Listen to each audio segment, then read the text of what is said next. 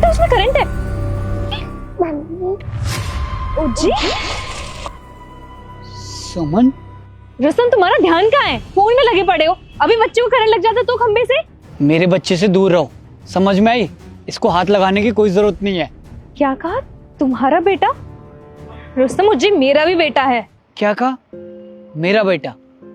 अरे 2 साल का था जब तुम मुझे तलाक देके छोड़ के चली गई थी।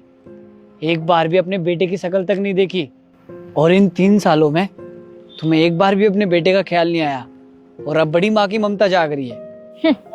वो तो दिख ही रहा है कि तुम किस तरह से इसका ध्यान रख रहे हो।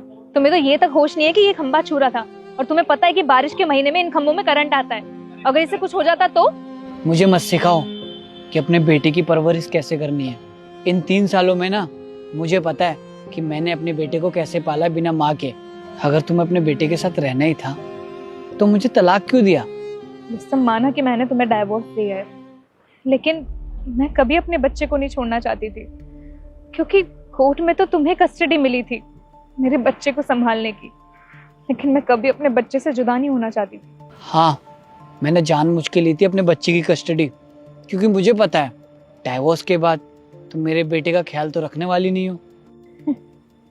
रुस्तम, एक माँ को तो मत सिखाओ कि उसे अपना बच्चा कैसे पालना है। वो बहुत अच्छे से जानती है कि वो अपने बच्चे का ख्याल कैसे रखेगी। 2 साल तक पाला है मैंने अपने बच्चे को। मुझसे ऐसी बातें ना ही करो तो ही अच्छा है। अच्छा, तुमने 2 साल तक पाला है?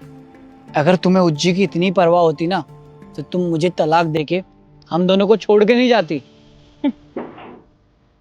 कभी कभी दूसरों की खुशी के लिए ना खुद को बुरा बनाना पड़ता है, और ये तो ऊपर वाला ही जानता है कि कौन सही है और कौन गलत है। कैसी खुशी सुमन? उस खुशी के आगे तुम्हें हमारे बच्चे का चेहरा नजर नहीं आया? बस रुस्तम, मेरा मुंह मत खुलवाओ। अगर मैं बोलने पे आई ना बहुत कुछ बोल सकती है। अरे बोलने के लिए तुम्हारे पास बचा ही क्या है? अरे जिस माँ को अपने बेटे का चेहरा नहीं दिखाई दिया वो मेरे आगे क्या बोलेगी? और मुझे पता है कि मैंने अपने बच्चे को तुम्हारे बिना कैसे पाला है। और जो मैं इतने साल अपने बच्चे से दूर रही हूँ उसका क्या? अरे तुम अपनी खुशी से मुझसे दूर हुई थी, और मुझे पता है क्यों दूर हुई थी। किसी और से प्यार करती थी ना, इसलिए तो मुझे तलाक दिया है। प्लीज जाओ यार।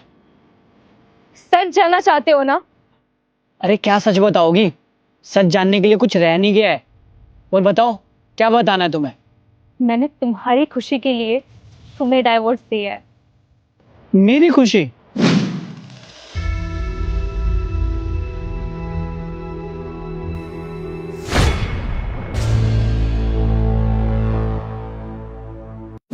सुमन, एक बार मुझसे आके पूछना तो चाहिए था कि क्या सच है। और किसी ने सच कहा है, गलत फहमी है ना इंसान को बर्बाद कर देती है। और आज देखो, तुम्हारी छोटी सी गलत फहमी ने हम दोनों के रिश्ते को बर्बाद कर दिया। क्या कहा? गलतफहमी? रुस्तम, डेली रात को मेरे सोने के बाद तुम उस लड़की से बात करते थे, मैंने खुद देखा है। और जब भी मैं तुमसे सच पूछती थी कि तुम किससे बात कर रहे हो, तुमने कभी मुझे नहीं बताया है। और यकीन तो मुझे जब हुआ जब मैंने उस लड़की के साथ तुम्हारी तस्वीर देखी। अरे वो मेरी मंगोली बहन है। और तुम्हें सच जानना है ना तो सुनो, वो शादी से पहले प्रेग्नेंट हो गई थी, और उसने मुझे कसम दिया था सच बताने के लिए।